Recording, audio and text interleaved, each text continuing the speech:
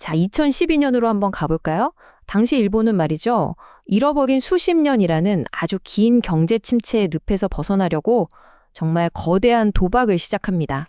그 이름이 바로 아베노믹스였어요. 엄청나게 야심찬 경제 실험이었죠. 과연 이 거대한 실험, 일본 경제를 구했을까요? 아니면 혹시 더 깊은 수렁으로 밀어 넣었을까요? 오늘 바로 이 질문의 답을 한번 찾아보려고 합니다. 아베노믹스를 이야기할 때 절대 빼놓을 수 없는 게 있죠. 바로 세계의 화살이라는 아주 유명한 비유인데요. 이 세계의 화살이 아베 신조 전 총리가 내세운 경제 부흥 계획의 진짜 핵심, 그 자체였습니다. 자, 그럼 그 화살들이 뭔지 하나씩 볼까요? 첫 번째 화살은 중앙은행이 돈을 막 풀어서 디플레이션하고 싸우는 과감한 금융 정책이고요.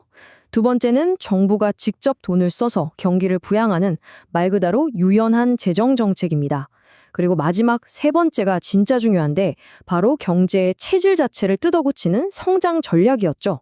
이 세 화살이 꼭 같이 날아가야만 목표를 맞출 수 있다.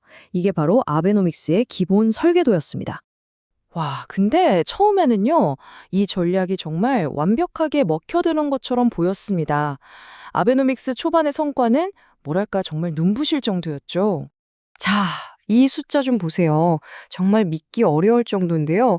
9,000선에 겨우 머물던 니케이 주가 지수가요, 불과 2년 만에 2만 선을 뚫어버립니다. 무려 90%나 폭등한 거예요. 시장은 그야말로 열광했고, 아, 드디어 일본 경제가 부활하는구나 하는 축포가 막 터지는 듯한 그런 분위기였죠. 특히 엔화 가치가 뚝 떨어지니까 도요타 같은 일본의 대형 수출 기업들은 신이 났습니다. 가격 경쟁력이 확 올라가면서 그냥 돈을 쓸어 담았죠. 그래서 모두가 기대했어요.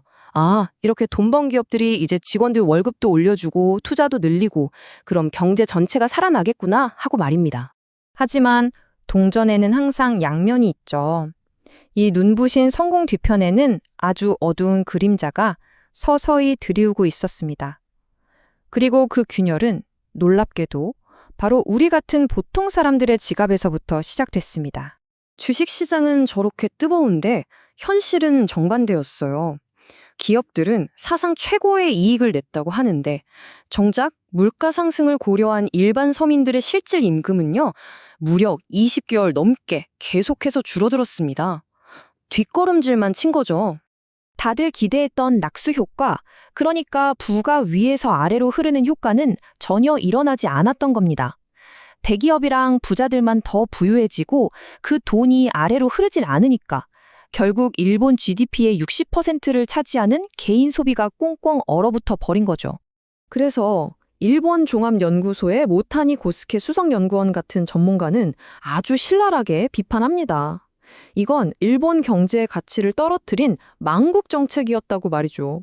결국 이 거대한 실험이 실패로 끝났다는 아주 날카로운 지적입니다.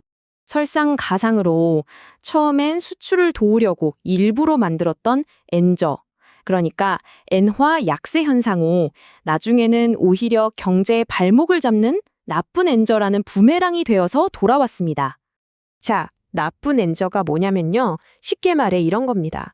엔화 가치가 너무 떨어지니까 수출은 좀 늘어나겠죠? 근데 그 이전보다 일본이 꼭 수입해야 하는 석유나 식량 같은 필수품 가격이 훨씬 더 비싸지는 거예요. 결국 나라의 부는 해외로 줄줄 새나가고 우리 집 장바구니 물가는 천정부지로 치솟는 거죠. 그 결과는 정말 충격적입니다. 달러로 바꿔서 계산해보니까 일본의 전체 경제 규모, 즉 명목 GDP가요. 2012년에 6조 2천억 달러였는데 2023년에는 4조 2천억 달러가 됐습니다. 10년 만에 3분의 1 가까이가 그냥 증발해버린 거예요. 이건 세계 무대에서 일본 경제 파워가 그만큼 줄어들었다는 뜻이죠. 결국 아베노믹스는 일본 중앙은행을 꼼짝 못하게 만드는 거의 탈출이 불가능한 덫을 만들어 놓고 말았습니다. 그 덫의 배경에는 정말 상상을 초월하는 국가 부채가 있습니다. 일본의 나라빚이 어느 정도냐면 자기들 경제 규모의 2.6배, 그러니까 GDP 대비 260%가 넘습니다. 이건 뭐 세계 최고 수준이에요. 자, 보통 물가가 오르면 중앙은행은 어떻게 하죠? 당연히 금리를 올려서 시중에 풀린 돈을 좀 걷어들이고 경기를 안정시키잖아요. 이건 경제학 교과서 1장에 나오는 얘기죠? 그런데 일본은 이걸 할 수가 없어요. 왜냐? 만약에 금리를 올리잖아요? 그럼 저 천문학적인 국가 부채에 붙는 이자가 눈덩이처럼 불어나서 나라 살림이 그냥 파탄 날 수도 있기 때문입니다. 상황이 정말 복잡하게 꼬여버린 겁니다. 보세요. 일본은행이 이미 국채의 절반 이상을 갖고 있어요. 금리를 올리면 자기들이 엄청난 손실을 보게 됩니다. 그렇다고 가만히 있자니 물가는 계속 오르고 나쁜 엔저 때문에 서민들만 죽어나는 거죠. 게다가 이 낮은 금리 때문에 경쟁력 없는 좀비 기업들만 계속 살아남아서 경제 전체의 효율성을 갉아먹고 있습니다. 이러지도 저러지도 못하는 그야말로 진퇴양난에 빠진 겁니다.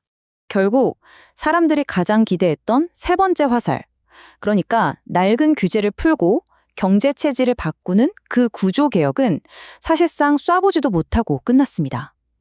첫 번째, 두 번째 화살로 시간을 벌었으면 그 사이에 경제의 근본적인 문제를 수술했어야 했는데 그 골든타임을 놓쳐버린 거죠. 그래서 뿌리 깊은 문제들은 그대로 남아있게 된 겁니다. 아베노믹스의 새 화살은 이제 부러진 것처럼 보입니다. 정말 화려하게 시작했지만 이렇게나 많은 숙제를 남긴 이 거대한 실험. 과연 이 실험이 끝난 뒤에 일본 경제는 어디로 가게 될까요? 새로운 전략을 찾을 수 있을까요?